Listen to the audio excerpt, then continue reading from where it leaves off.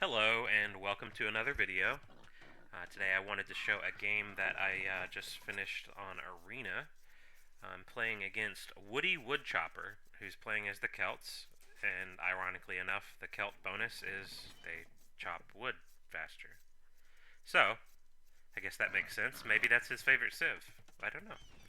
I did notice that he was scouting my base pretty early, so I didn't know if maybe that meant he was going to go for an early attack, but at this point, I'm just doing my standard build here. Going in for the second boar. He's going in for his second boar. The thing about this Civ matchup is, although Goths infantry are cheaper, Celts infantry attack faster. So, they'll get more hits off on mine and ultimately will be better for it. I guess that was the first boar. Now we've got the second boars. So I can't just go infantry this game like I normally would as Goths. So I have to think about it. I have to think, okay, well, if he's going to go infantry, what am I going to go to kill his infantry? So I'm thinking I probably need to get to Imperial Age and get hand cannons. It's usually my answer to infantry as Goths. I'm not very good with siege workshop units, but that's what I'm thinking. I'm on my way up to Feudal Age. He's about a minute later. I should be able to click right up based on the resources I've got up here. In fact, I'll even get loom.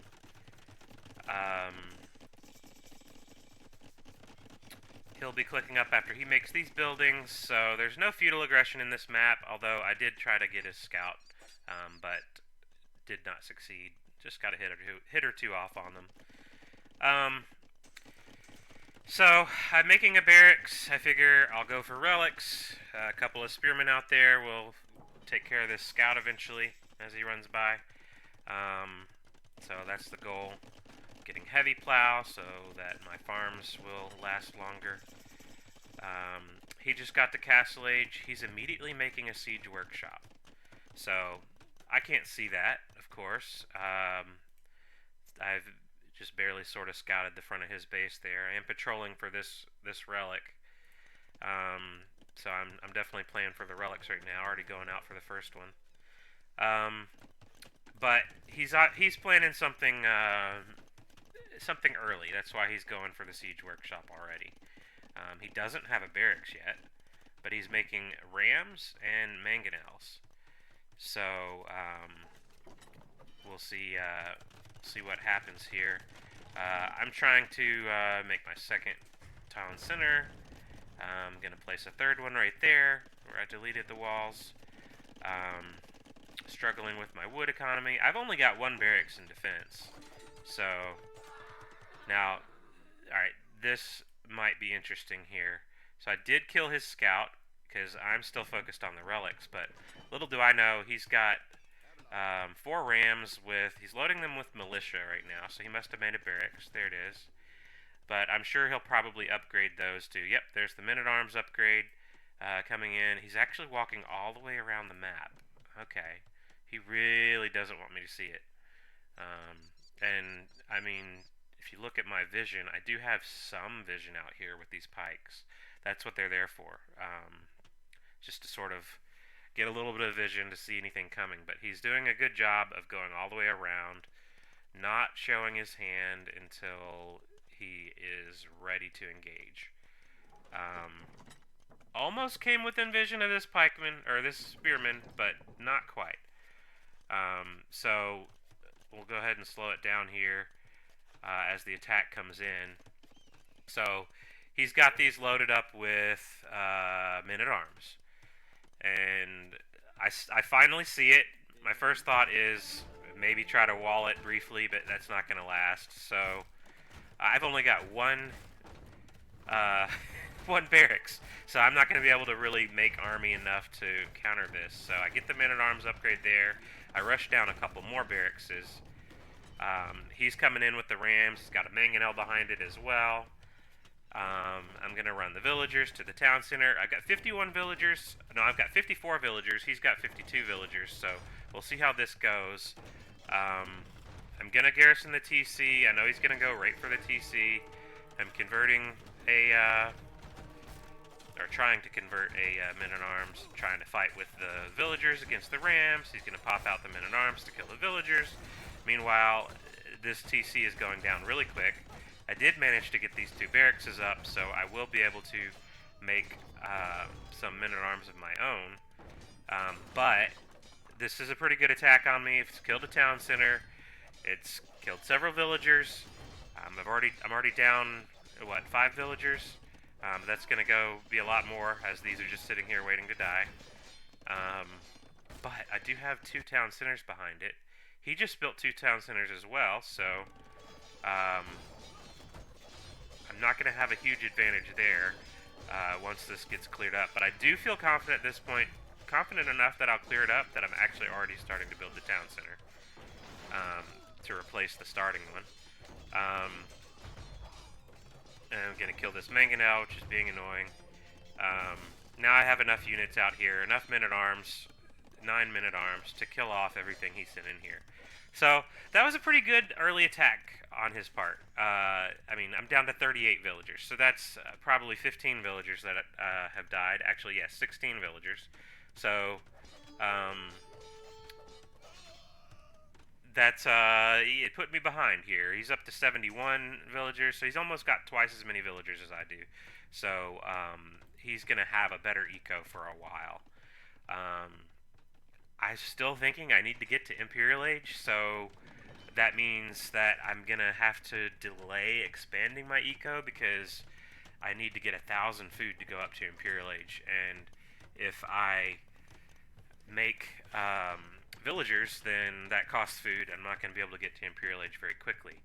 I am going out for that last relic. That'll give me 5 relics. That's a good bonus. I did have these 2 town centers that weren't affected by that push. I have enough stone for a castle. In fact, I'm going to go build it now. Establish some presence between these 2 golds. Meanwhile, he's getting supplies, so he may be thinking infantry, which is what I'm expecting. I wasn't... So, one reason he probably went for the siege there, the rams and the mangonel, their siege workshop units, they move faster, or attack faster. I forget which. Either way, that makes them a little more powerful. So that's why he came in like that. It was a good play. I mean, I'm still behind. I'm still 40 villagers behind. That's a lot. But I'm thinking, what is my counterplay to this? To the expected infantry in the next round. He's already building more barracks.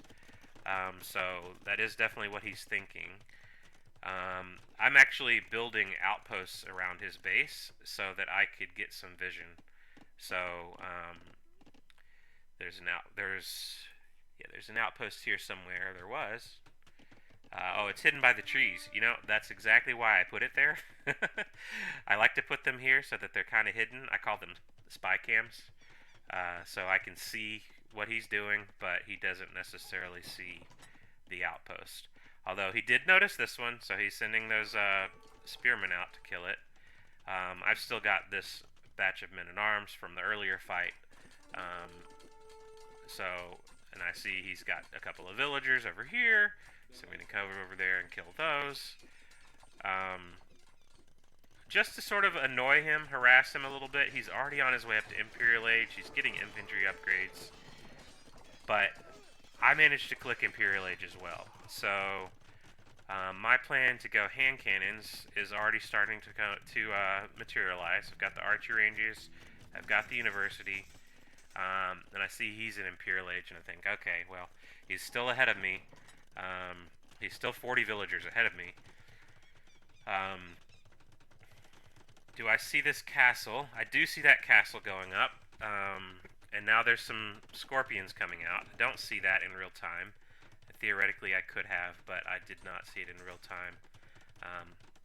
I think I did eventually see it as this fight starts to happen. I saw those scorpions, so I think, okay, well, he's going scorpions. Again, the scorpions will attack faster, so they will, first of all, they're really good against my infantry. They'll also be pretty good against my hand cannons. So I'm thinking, crap, I've got to go something of my own to counter the scorpions, which I'm thinking mangonels, upgrading to onagers eventually once I get the resources for it.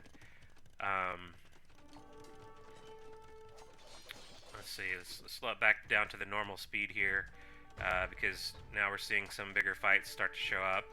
It's very clear at this point he's going scorpions, so I'm not sure, does he see that I have mangonels? I don't think he sees the mangonels yet, but he does see the siege workshops. He doesn't see the archery ranges behind, so he doesn't know that I have... he doesn't know that I'm planning hand cannons. So he's already starting to make some Woad Raiders. That's his unique unit. He's making more barracks, so he's definitely planning on going infantry at this point. I got a couple good shots off with the onagers. I'm even getting some of the upgrades on for the castle so it can shoot further. And now he's backing up with the scorpions. He knows the scorpions will die to onagers. But I'm thinking, well, since I've already got chemistry, I could actually switch to bombards now. So bombard cannons have longer range, so they could outrange the scorpions. They could outrange the mangonels. He's actually building rams right now, and still has a handful of Woad Raiders. Unfortunately, I didn't see that guy, so I had to back up and let the castle kill him. He's still making barracks, though, so he's still thinking he's going to go infantry eventually. I see all these siege workshops creeping up on my base here.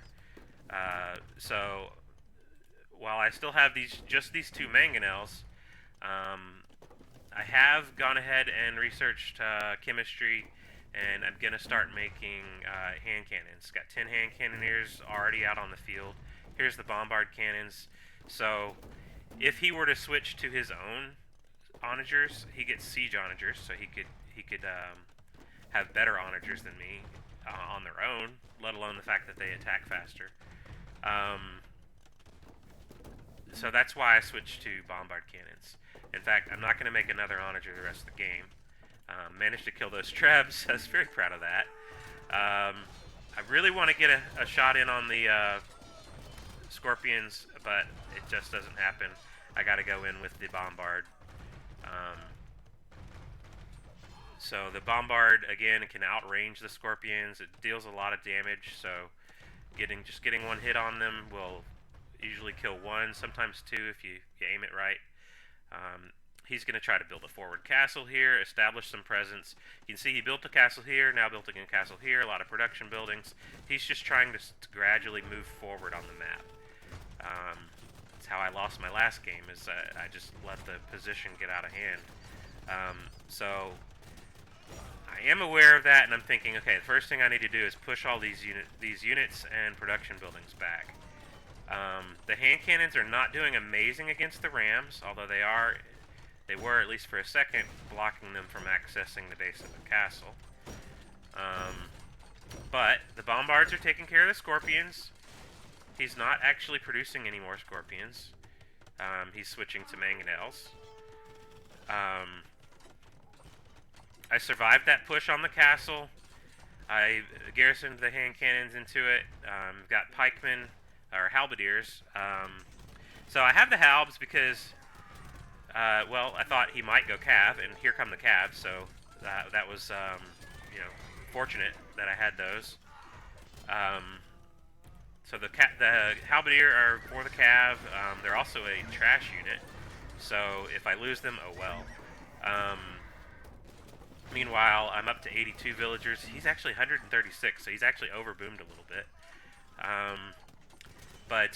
So I'm still behind in eco, but I'm fighting under this castle, getting a lot of free kills, outranging these units. Unfortunately, the bombards don't have the greatest pathing sometimes, but managing to make it work. The halberdiers will also provide the melee damage that's needed to kill the rams. Unfortunately, oh man, that's a good shot he got off with that onager onto my bombards. So no more bombards for me at the moment, but I've got 3 in the queue. So I thought I might lose this siege workshop, so I made a couple more. Still fighting under this castle. I'm actually repairing the castle because it got so low. So I think I've actually got a good unit composition right now. I've got a trash unit in my halberdiers. I've got a gold unit in my hand cannons, and a siege unit in the bombards. Once they show up again, there they are. I've also got a melee unit. I've got a ranged unit and a siege unit. So pretty good combo, I think. And I'm actually gonna start establishing a position here again, threatening this castle. I know that I'm fighting under the castle fire a little bit. I do pull back sometimes. Other times I'm just like, oh well, they're trash units. They'll get replaced. But my main goal right now is keeping the bombard cannons alive, because that is the source of my push from here on out. Now he's got some trebuchets. I do see them, and so I target fire them, and I also let the halberdiers go in to help out as well. So he's not going to get a good... he's trying to swoop around with... He's got hussars now. But I see that coming. I pull the bombard cannons away. My additional halbs are coming around, and the hand cannons actually managed to take that fight. So thankfully, that didn't manage to snipe the bombards. And now I've got 5 bombard cannons, which means he'll be losing these production buildings really quick. So I still have the vision from this outpost, which I don't think he ever saw. Yeah, I think, you know, I could just go right for eco. I even see this stuff over here, so I know he's getting eco on the outside that's pretty exposed. But I want to maintain this push, and I want to clear up the production buildings. So if I kill all his military buildings, he can't make army to defend. And so that's the situation he's going to find himself in here, is these bombards kill buildings fast. So if he can never make military, he can't defend against really anything that I bring at him. So doesn't matter that he's got 135 villagers, 50 more than me. I've apparently stopped making them. I probably haven't looked at my eco in a long time, actually. I'm just slowly maintaining this push. He's trying to make more production buildings over here, establish a presence over here. I see that. I immediately send the bombards over there. So even if he does get that castle up, it will go down almost immediately.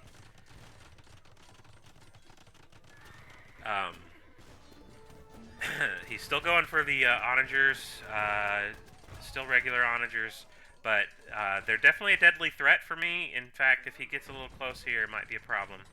Okay, he didn't. Thankfully, I've gotten some good snipes on them. He's making more siege workshops. The one thing I'm most scared about at this point is the onagers. So when I see a siege workshop, I target it. So he's trying to build more of them so he can finally start making more onagers.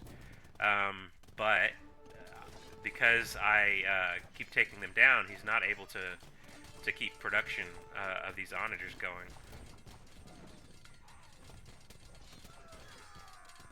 So going in for the castle now. No castles. He can't make his unique unit, the Woad Raider, which is also could be problematic for me, but I do have the hand cannons that are pretty good protection against that. He's going to try to swoop for a bombard here. Managed to have just enough halbs and hand cannons behind. He's still trying to get those production buildings down. Let's see. Yeah. But unfortunately, all this army's just going to keep it from happening. And now he's actually exposed enough to where I could bust in and then hit the eco. But I'm still focus firing those production buildings. I really don't want to face any more of these onagers. Now he's got siege onagers, so even bigger splashes these guys will make. Um, and he's just sitting behind the wall here. I finally noticed that. I took out the siege workshop. Oh, there's another one on my hand cannons here. Oh, that's tragic. Um, hopefully I notice soon. Oh, finally noticed. I lost probably 20 hand cannons in that process. I am going to target that onager and then I'll clear the pikes. So I'm going to have to make more of those. um, he's finally starting to lose a few villagers as I've sent a few units over this way. And I'm still fighting these siege onagers more than anything. I see the next one pop out. That could really wreck these bombards if it gets close enough. So I actually do a attack ground there to make sure I hit that. He's still trying to make those production buildings. Kind of desperate here. See, those are good shots on my bombards. But mine outrange his, so as long as I can stay far enough away, I'll be okay. And I did finally manage to send just a few units over here to keep these villagers from making more production buildings and to deny anything that tries to pop out. He's trying to kill the bombards. He's really trying to kill the bombards. That's what he's most scared of at this point. And I'm most scared of these siege onagers. So it's still a fight on that. He's open now. I could just send army right in and kill villagers, but again, I'm still just trying to keep my bombards alive. So I want to make sure I keep the army there. He's still trying to get the production buildings up because, I mean, if you think about it, he's got 4 barracks, 3 stables, and 1 siege workshop at this point. So not enough to keep up. I've got untouched archery ranges, siege workshops, and barracks, so I can keep my production going unmolested. Meanwhile, as soon as he gets one up, I take one down, so he's not able to mass any army. And look at his resources here. 4,700 food, like, I'm sure he's thinking, oh, I wish I could just make a bunch of hussars, but he doesn't have a lot of production buildings. He's also got a lot of wood, so he could keep making those pikemen. A decent amount of gold, although he has run out of gold in his base. And even the gold out here he's already eaten through. So, and I have all the relics. So 0 on gold means long term, the only way for him to get gold is to sell at the market. And those prices just keep getting worse. Now I'm starting to move in a little bit closer to potentially... Oh, okay. Only lost 1 out of that. That's fortunate. So I'm starting to get a little closer to getting into his eco. Again, I'm target firing the siege workshops. As soon as I see one, I'm going to take it down. So no more siege workshops for him, and that's when he calls the GG. So honestly, he played really well. I even gave him the WP, well played, right afterwards. Because that push on me at the beginning of, well, midway through Castle Age, that just came right in and got my starting town center and about 16 villagers. You can still see the eco KD. Those 16 villagers were the ones he killed in early Castle Age. That set me behind the whole game. I still only have 86 villagers. I never really fully reboomed. So and then he had a nice push going as well with the scorpions. Thankfully, though, I just had just enough at just the right times to be able to stop that push and then start pushing back. When I saw the scorpions, I went mangonels. When he saw the mangonels, he went onagers. But by then, I'd already switched to bombards. So just managed to stay slightly ahead on the different unit types to choose. I actually had a greater kills than deaths, which is unusual for Goths, 397 to 303. And I think that's mainly just because I was sort of using a death ball approach where I kept my army into one group to protect the bombards. So anything he sent at me would tend to die, Whereas normally as Goths, I spam the units and I see a death ball and I'm just like, okay, well I'll throw all my infantry at it. Um, he had much better eco, although I did have the relics for the relic gold there, so that did come in clutch. Um, I got to Castle Age faster than him, but he did manage to get to Imperial Age quicker. Um, and then what else here? Oh yeah, the villager count. He was 50 villagers ahead, and that really started with that play in Castle Age.